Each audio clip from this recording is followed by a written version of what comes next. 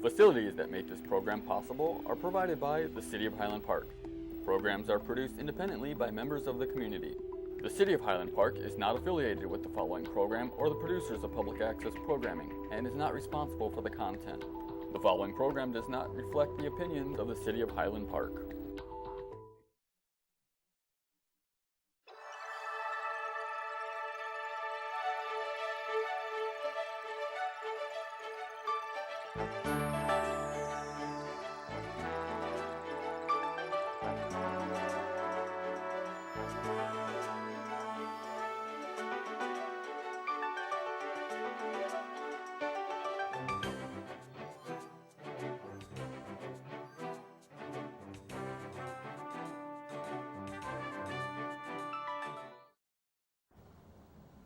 Hi, my name is Jennifer Dotson. I'm the founder and program coordinator for Highland Park Poetry. And each year, the Illinois State Poetry Society collaborates with Highland Park Poetry, as well as the Highland Park Public Library, to present a display of poetry on a particular theme. This year's theme looks at travel. Highland Park residents and visitors are invited to check out this year's display of travel poetry throughout the month of April, which is also National Poetry Month this year in 2017. The poems will be framed and displayed in the Highland Park Public Library on the end shelves of the Adult Services section. And poets participating in this program are either members of the Illinois State Poetry Society or participating poets with Highland Park Poetry.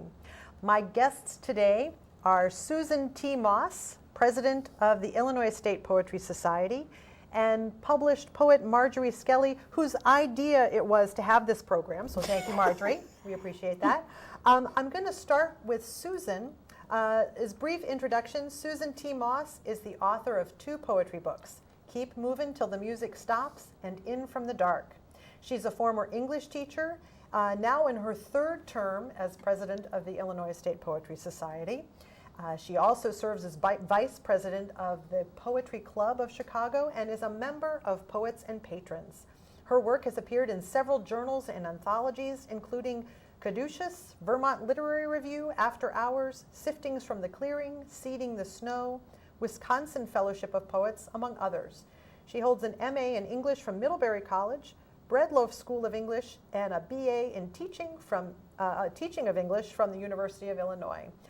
Thank you for joining us today, Susan. You're very welcome. It's my pleasure. It's a delightful way to put poetry into the world. Thank you.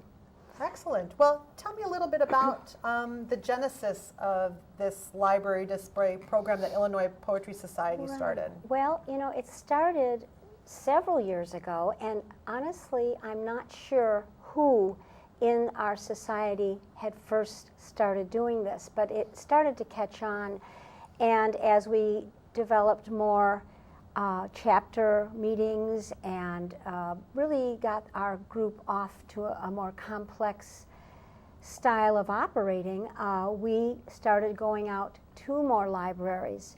And now we are as far as Glencoe and up and then to you in Highland Park, and then we also go all the way down to Carbondale. So we are in a lot of libraries for the month of April, and all up and down the shore basically as well. So it has been highly successful, and libraries are very receptive to us, which is great. Who came up with the brilliant idea of travel for this year? Well, now when you do that, Okay. let's just say someone brought it up at the board meeting, and everyone else said yes. Okay, that sounds great. Thank you. Well, and thank you, Marjorie, for saying, Jennifer, you want to have a program, you're doing this collaboration, why not put the 2 together and talk about it on Poetry Today? So thank you for that. And do you want to talk briefly about your book? And that's Sure, yeah. The book is titled The Unpublished Poet on Not Giving Up on Your Dream, and it consists of poetry, short stories, and essays. And one of the themes of the poetry section is travel, which makes me very happy to be able to read a few of these poems today. And I picked only those poems that had something to do with a train, but there are other poems about visiting Glacier National Park, Denver. The one last thing I'd like to say about it is that it's a little bit of a plug. It was endorsed by a former poet laureate of Indiana, and his name is Norbert Krapf. Great. Did you want to go ahead and introduce one of your poems? and Sure, read it? sure, thank you.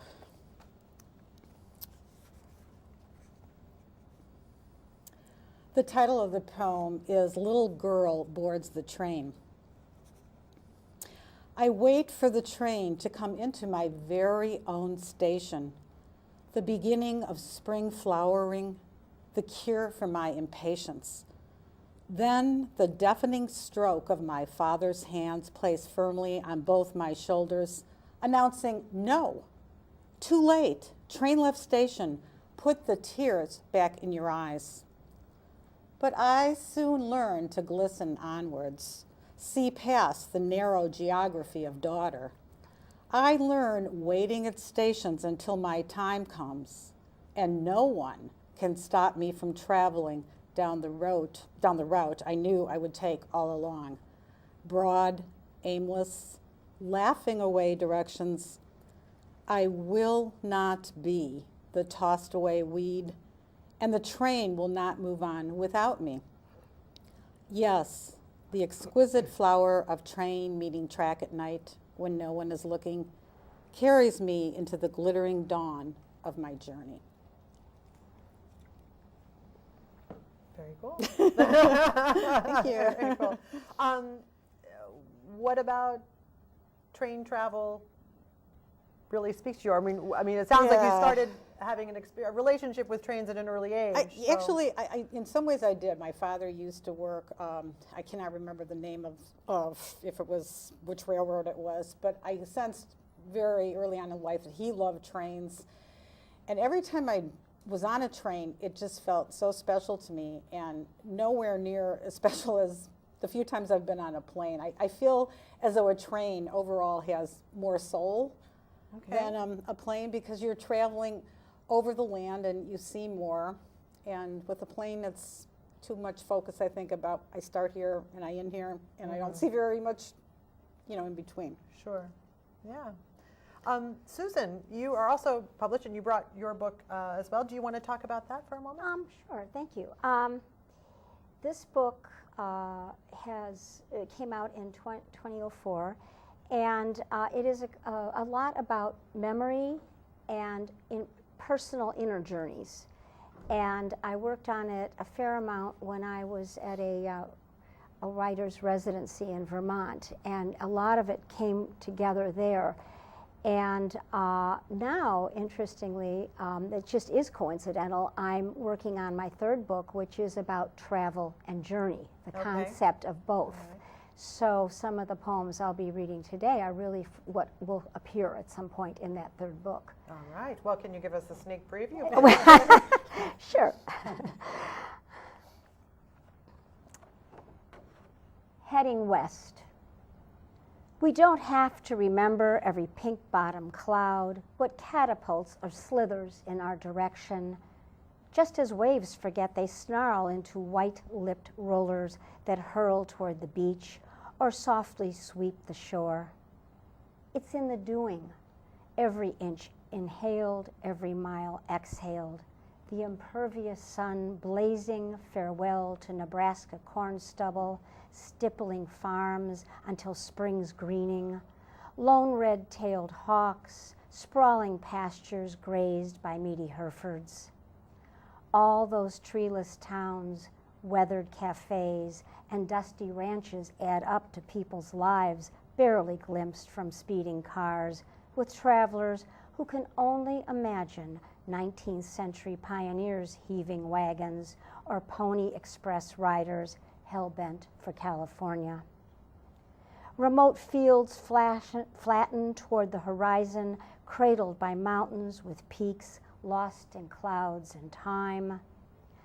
Here, open space unclutters corners of our lives, packed with trivia that blinds us to this unrehearsed beauty. Okay, well, you very nicely made a little segue so I can plug the Poetry Challenge, which is this year's Poetry Challenge. One of the themes is to write about pioneers and the prairie in honor of Laura Ingalls Wilder. Laura Ingalls Wilder and her 150th birthday. That's one of the challenges for this year's Poetry Challenge. And all those selected poems will appear on the Highland Park Poetry website throughout the month of April. So something to look forward to. Yes. So thanks very much for that. Thank you. I think certainly travel is a very good theme for poets to tackle. You mentioned inward journeys as Yes. well as the physical journey. So there's a metaphysical journey as well as the actual journey. Absolutely. What draws you to write about travel? Oh, gosh. Well, some of the things that you just said, I do feel that it can be kind of an inner journey. Part of it is that when I'm on a train, there's something inside of me that I can't totally explain that frees me up to write more on a train than I would on a plane, I think, overall. I think what travel does is it takes me out of, the habits of an ordinary life and puts me in a different situation that, first of all, you have more time if you're on a train to just sit there and write. And I just think traveling just brings a variety of experiences that are worth looking at for writing. Okay, so you actually are inspired while you are on the journey, physical journey Absolutely, itself to yeah, write. definitely. Whereas, is your process different than more that you're inspired to write sort of afterwards when you're reflecting upon it, or? It's both, but a lot of times I am writing it literally on the journey, on the travel. Okay. If I'm the passenger in a car and something starts to speak to me, as this piece I just read did, I start writing ideas down. I'll read one that's about being on a train in Spain, and I started writing those ideas down immediately because I wanted to capture the scene, the literal scene, and I wouldn't remember it with such distinction, I think, if I were to wait. Other times I'm looking back and recollecting, and that changes, of course, the color a little bit of how it's told. Sure. But either way, I don't finish the poem typically at that moment. But It's just a draft. It's a draft, it's ideas, and sometimes they're just words or lines, sometimes a whole stanza. Okay. That Well, did you want to, since you introduced that poem in Spain, the train in Spain. Okay, the train in Spain. I will go to the train in Spain. Actually, I didn't literally bring that wait, did I? That's fine. Let me see. I was really trying to come up with length of poems, and that one was a little, I thought, too long. But I could read you something else about Spain Okay. while I was I've walking. never been. Take me there. Okay. It's called Ambiente. What I know of Spain is espadrilles, tapas, rainbow-colored tiles, its chronicles of civil war and religious purges, a place where voices curl upward from cafe chatter toward my unshuttered window, and the ghosts of Cervantes, Lorca, Jiménez whisper their poetry under a full moon, competing with clacking bells from hallowed churches on narrow cobbled streets, squeezed between stone buildings with hanging marigolds and bird cages amid neatly pinned laundry 2 floors above.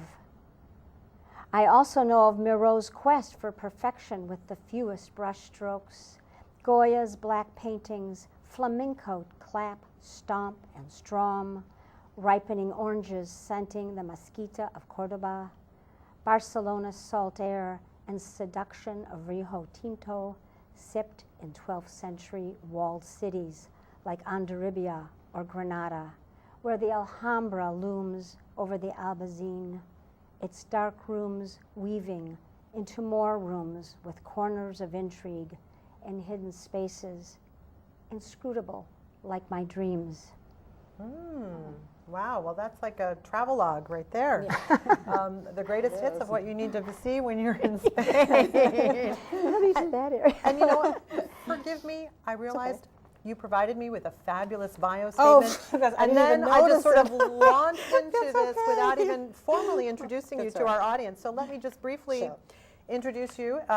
Marjorie Skelly is the author of The Unpublished Poet on Not Giving Up on Your Dream, which was published in 2015 by In Extenso Press.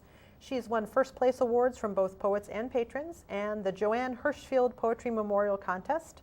She twice reached semi-finalist status for the WordWorks Washington Prize for a Poetry Book, and once reached finalist status in the Gwendolyn Brooks Poetry Slam in Chicago. I did that too, that was fun. Yeah, it was fun. It was a lot of fun. Marjorie has also taught writing at several universities, poetry writing specifically at Harold Washington Library, and poetry and fiction at the Eisenhower Library. So there you are. Well, Thank you. Marjorie. And, thank you. No Sorry problem. about I didn't that. even notice it. Actually. Okay, all right. All of a sudden I was like, oh my gosh. It's okay, God. no So, problem. okay. Well, why don't we talk to you about your other observances? Was there another specific poem you Actually, wanted when to read? she said the word passenger, I realized that was the title of one of the poems I wanted to read. So Oh, okay. I think I'll read that one. And it happens to be, I think, my publisher's favorite poem in the whole book. And what I learned from writing this poem and his reaction in editing it and reading it, I suddenly saw this poem in particular much more through the eyes of the reader than the writer. And by that I mean, and hopefully this won't ruin the poem for you, he actually thought this poem was set in France. And this was not set in France at all. I took a metro train from Chicago to Crystal Lake, and so I thought, this is wonderful. The imagination of the reader, that's, you know, Well, that's true. It Yeah. was a fantastic thing to hear. Okay, passenger. It is time for the bright day of the soul. 1. The morning train brings good reading. Train stops announced, not ignored. Detraining, I see my friends before they see me, scanning the crowd to pick me out like a flower. Sunlight sifts through lake water, swimming our holy communion. Children play with beach toys. The woman in the French deli offers us free wine, an old world charm in her handling of bottles that filter delicious rays of noon sunlight before they're pouring into crystal-stemmed glasses. The smiles of strangers belong to us. The cards we see in the French deli are handmade, beautiful to frame, not sent. Scented massage oil lingers on my hand. The sales lady's satin, smooth, textured voice, her smile when we buy, when we only look. At dinner, one large tree in the backyard, all that is needed for canopy. Our small table, green candle, day gradually fading into night. We know the garden green peppers and tomatoes are not quite ripe, that the settling of dusk is a blanket covering infant grass. 2. The car ride to my train quiets our incessant talk, religion, God, the afterlife. The best answers to all our questions live inside the home of many unlocked doors, many wide open windows. Then, beer drinkers a third my age fill the train, laugh at the wonder of turning 21, scream about free beer birthdays, do not even know which stop to get off or even the train's direction. I sit in the quiet of a newspaper-free seat, reading The Cloud of Unknowing by an unknown 14th century author, a book so thick with prescription on how to know God that I welcome my bookmarker, look up at youth, remember mine. The conductor snaps pictures of beer cans, faces full of tomorrow. I hear absence of annoyance in my voice and his when we offer congratulations to strangers. Towns slip away. Their always unveiled homes hear the train's whistle as we move out of the station.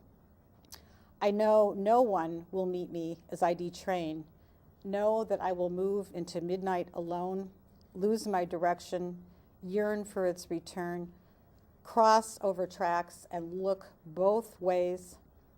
Street lamp lights bending over sidewalks bless the night.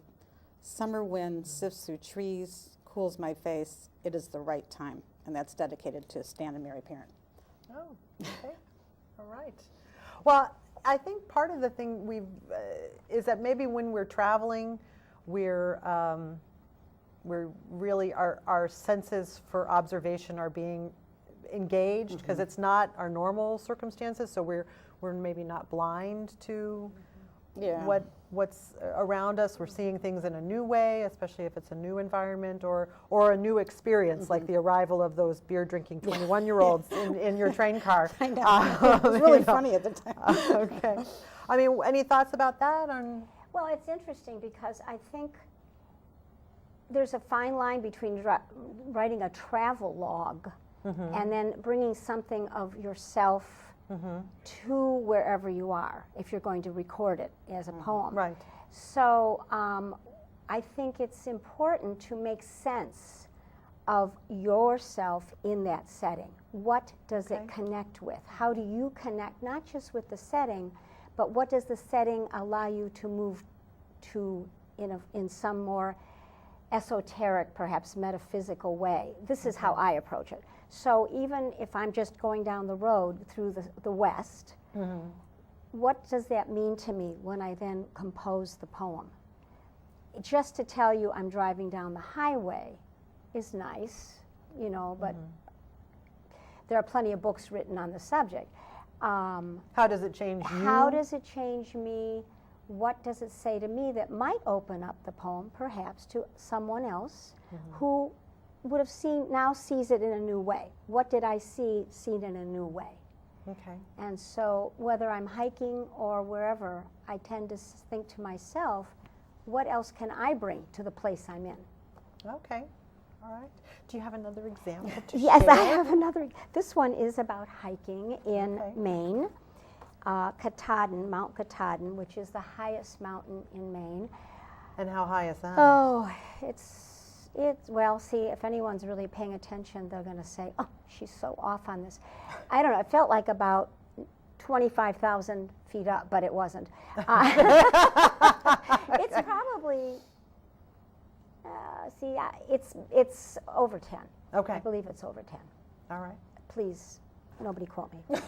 But it's very steep. Checkers right now. Right, are I mean, on Wikipedia. The other hiker and I took the trail, which is the Appalachian Trail, which was the most difficult. So it was hand over hand in many cases. It wasn't just hiking. So anyway, this is what I wanted to make of that experience. Katahdin. The mountain bows at its base and fans into a trail narrowing towards steep. Short of a mile, pebbles grow into boulders, arching through pine. Cascading brook blossoms and foams, flashes under a bridge, far from taunting summit, above tree line, where toe by toe, hand over hand, rock climbers cling to edges along crevices, threatening the goal of ridge beyond clouds, hawks circling Maine woods, seated with pocket-sized ponds. Blinks of humanity, goatfoot past millions of granite years to stand on time's brow. Okay. I like the last line in Thank particular. you.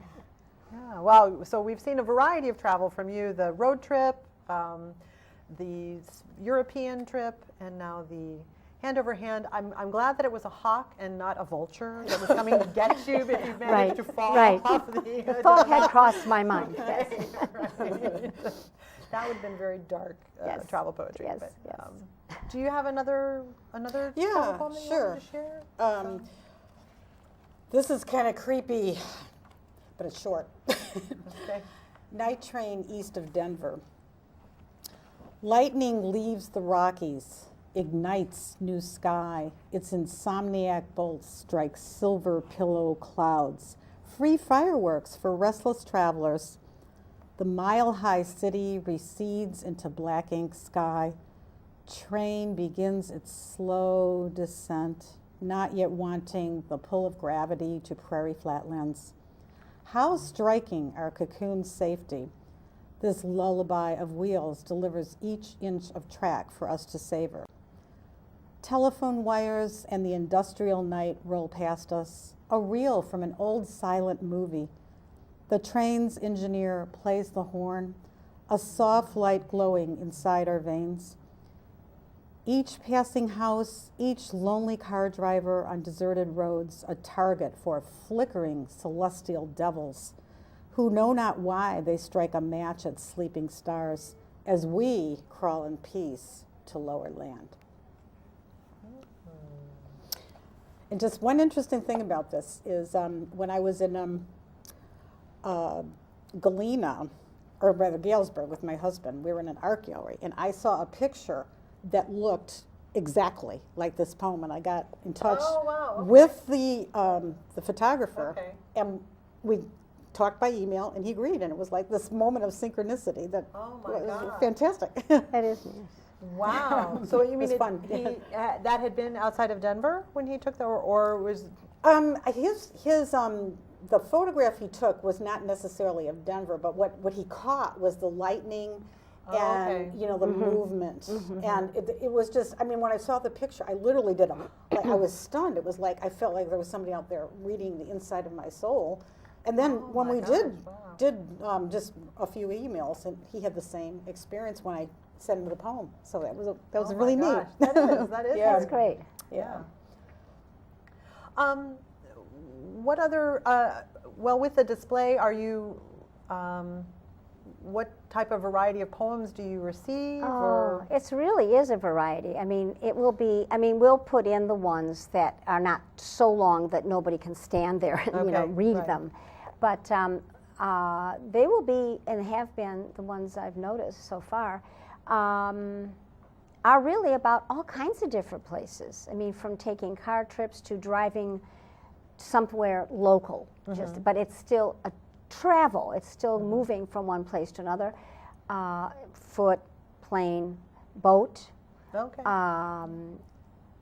Certainly flying. I didn't bring my flying poems this time, but there's a whole variety of that.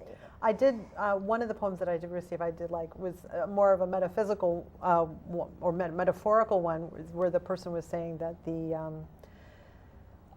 airplane, what do you call it? Like O'Hare is the airport is purgatory, and it was sort of like that we're all trapped. Good and perception. We're praying for release.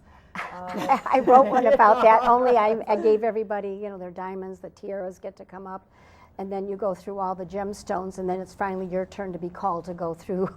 To board. Okay. Right. Oh my God. Yes, humor anyway. Yes. I think we have time maybe for another short poem. Okay. Susan, do you have another short Yes, poem? I will use. Okay. I'll use this one to pull it together. Okay. Okay, and it does tend to name the places I haven't been as well as some of those I have. So it's called Traveling Light. 7 continents later, I still haven't seen the Taj Mahal, wooden windmills on Mykonos, or where Muhammad and Jesus walked. That's not to say Antarctic shifting ice has stopped crackling in my memory, nor has the tang of lemon gelato in Venice, the wafting incense over carved Japanese Buddhas, or 100 hues of blue water and green land still as clear as the sunsets over Hong Kong Harbor in mid-July. What I don't remember are the clothes so carefully chosen to hike Kilimanjaro, or shorts to track Ugandan guerrillas, the outfit I wore to Beijing Opera in 1980. All those indispensable maps and guidebooks have expired, heavy luggage expelled to a basement corner with grandmother's steamer trunks from 80 years ago. And I am left wondering what might happen if I were to travel with only the shirt on my back and nothing to burden what's left of the journey. Excellent. That does really sort of sum things up very well. Those are the poems I didn't get to read. Oh, okay. Well, thank you both very much for Sure. being my guest Thank today. you. You're very and we're welcome. really looking forward to seeing the displays at the various libraries throughout Illinois, but especially, of course, here at home in the Highland Park Public Library throughout the month of